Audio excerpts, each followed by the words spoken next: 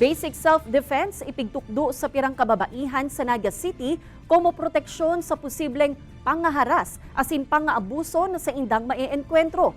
Pag-ataman kan salud asin self-control, ipigtukdo man sa mga ini, tanganing maibitaran na maabuso an sa indang nanudan na kakayanan. Uyan istorya ni Jessica Kalinog. Sa mga nakalihis na taon, nag-aabot subuot sa 1,600 ang mga nare-receiving reports kan Women's Desk kan Police Regional Office 5 dapit sa mga insidente nin panaabuso o panghaharas sa mga kababaihan sa rehiyon. Kaya piguhurot kan kapulisan na makanood ang publiko, partikular na ang mga kababaihan na madepensahan an sa indang sadiri. Lalo ng mga kabataan na yan. Dahil sa ngayon, sa panahon na ngayon, alam naman natin yung situation, di ba? Hindi natin yung mapaprevent yung mga minsan pag naglalakad tayo, bigla na lang kang hinawakan, bigla na lang ihaharas. So ito, marami po silang matutunan dito at magagamit po nila.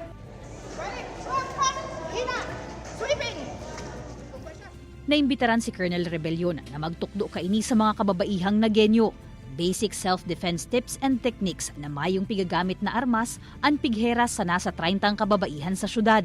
Ang pinaka-hoven na nag-aprobetsar kan training, ang 15 anyos na si Sakura. Kada po akali po akong practice, may po akong mga ibang tao po na iba po makipag-approach po sa mga kababaihan. Kaya medyo po natatakot naman po kami mag-uli ng alanganin na oras.